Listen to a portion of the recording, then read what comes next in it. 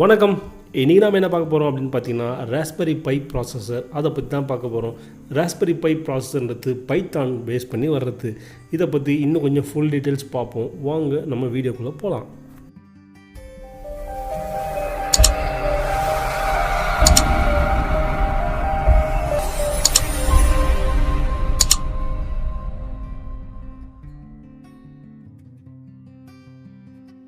இந்த raspberry by processor பார்த்திங்கன்னா credit card sized ஒரு கம்ப்யூட்டர்னு சொல்கிறாங்க. இதை சின்னதாக இருக்கும். அதை நம்ம டிவிக்குள்ளே இன்செர்ட் பண்ணிக்கலாம். அதில் தனியாக கீபோர்ட், மவுஸ் அந்த மாதிரி தனித்தனியாக ப்ராசஸர்லாம் இருக்கும். அதில் என்ன பண்ணலான்னு பார்த்தீங்கன்னா ஸ்ப்ரெட்ஷீட், வேர்ட் ப்ராசஸிங் இந்த மாதிரி டாக்குமெண்டேஷன் ஒர்க்லாம் பண்ணலாம்.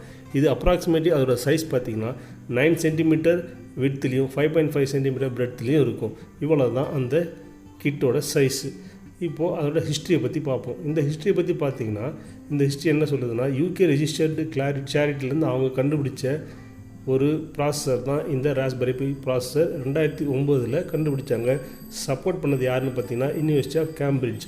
அவங்களுக்கு என்ன மோட்டிவேஷன் இருந்தது, அதாவது கம்ப்யூட்டர் சர்வீஸ் ஸ்கில்ஸை இன்னும் கொஞ்சம் அதிகப்படுத்தலாம் அப்படின்னு முடிவு பண்ணாங்க. அப்போது அந்த யோசித்தப்போ தான் அவங்களுக்கு தெரிஞ்சுது இந்த ஆக்சஸ் கம்ப்யூட்டருக்கு ஈஸியாக கொண்டு வரலாம். அப்படி கொண்டு வரும்போது கண்டுபிடிச்சது தான் இந்த ராஸ்பெரி பை ப்ராசஸர்.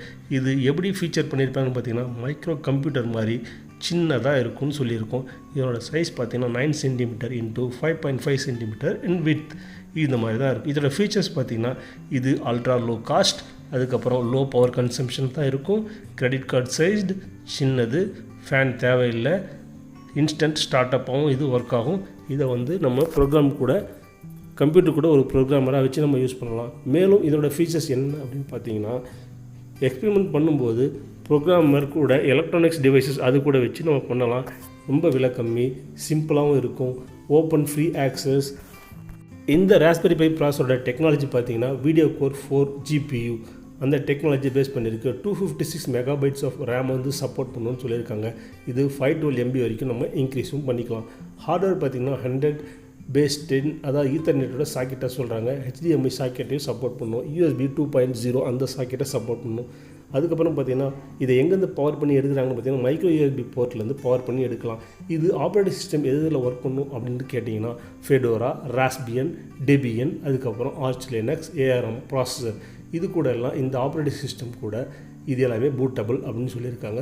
இதை சின்னதாக நம்ம பூட் பண்ணி ஒர்க் பண்ணலாம். அதை எப்படின்றது தான் இங்கே சொல்லியிருக்கோம். அதாவது நம்ம அந்த USB போர்ட் கூட கனெக்ட் பண்ணி கம்ப்யூட்டரில் எந்த ப்ரோக்ராம் நம்ம டவுன்லோட் பண்ணாலும் அதை டம்ப் பண்ணிக்கலாம். டம்ப் பண்ணால் அது ஈஸியாக ஒர்க் ஆகும். இதை ப்ரோக்ராம் பண்ணுறதும் ரொம்ப ஈஸி. அதாவது டிஃபால்ட் பைத்தானை தான் இதை சப்போர்ட் பண்ணும். இந்த பைத்தான் கூட நீங்கள் வேறு எந்த லாங்குவேஜ் கூட நீங்கள் ஆட் பண்ணிக்கலாம். அதாவது ARM5.6 அப்படின்னு அந்த லாங்குவேஜ் கூடயும் இந்த ராஸ்பெரி பை ப்ராசஸர் கூட நீங்கள் ஆக்டிவேட் பண்ணிக்கலாம். இதனுடைய அப்ளிகேஷன்ஸ் என்ன அப்படின்னு பார்த்தீங்கன்னா சூப்பர் கம்ப்யூட்டராக கூட இந்த ராஸ்பெரி பை ப்ராசஸரை நம்ம யூஸ் பண்ணிக்கலாம். சூப்பர் கம்ப்யூட்டர்னால் இன்னும் கொஞ்சம் ஆர்டினரி கம்ப்யூட்டரை விட இன்னும் கொஞ்சம் வேகம் அதிகமாக இருக்கும் அந்த கம்ப்யூட்டருக்கு.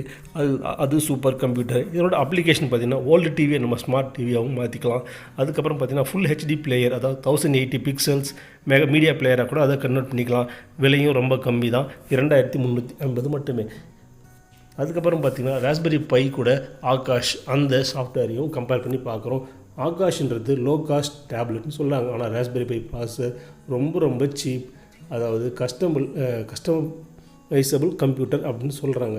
டிஸ்அட்வான்டேஜஸும் இருக்குது. எந்த அளவுக்கு அட்வான்டேஜஸ் இருக்கோ அந்த அளவுக்கும் டிஸ்அட்வான்டேஜஸ் இருக்குது.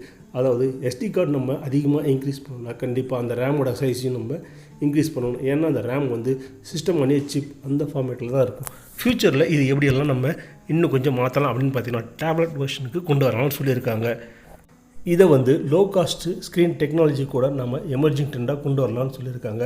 அதுக்கப்புறம் வேரியஸ் நெட்வொர்க்ஸ் கூட இதை ஆக்சஸ் பண்ண முடியும்னு சொல்லியிருக்காங்க.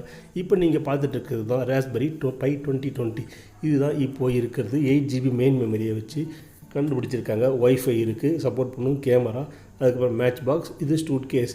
இப்போது இனிமேல் வரப்போகிற இந்த ராஸ்பெரி பை ப்ராசஸர் தான் ராஸ்பெரி பை 400.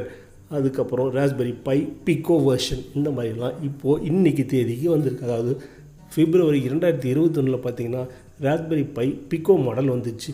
இது ரோபோட்டையும் கண்ட்ரோல் பண்ணும் அப்படின்னு சொல்கிறாங்க. இந்த வீடியோவோட நிறைவு பகுதி நம்ம வந்துட்டோம். இந்த வீடியோவில் ராஸ்பெரி பை ப்ராசஸர் பற்றி பார்த்துருக்கோம். அதனுடைய அட்வான்டேஜஸ், டிஸ்அட்வான்டேஜஸ், அப்ளிகேஷன்ஸ் எல்லாம் பார்த்துருக்கோம். இதை பற்றி உங்கள் கமெண்ட்ஸ் கொடுங்க. தேங்க்யூ.